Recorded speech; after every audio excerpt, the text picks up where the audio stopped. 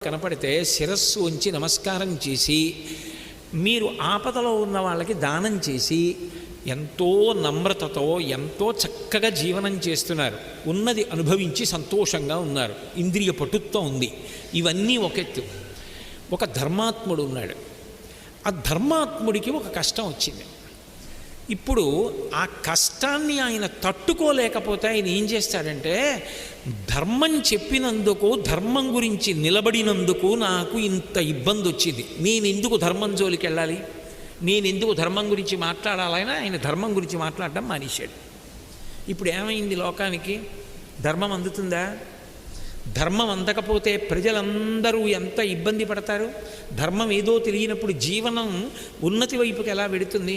అందుకని అనుశాసనిక పర్వంలో అంపశయ్య మీద పడుకుని భీష్మాచార్యుల వారు ధర్మరాజుతో చెప్తాడు, ధర్మరాజా, రాజ్యాధికారం పొందడం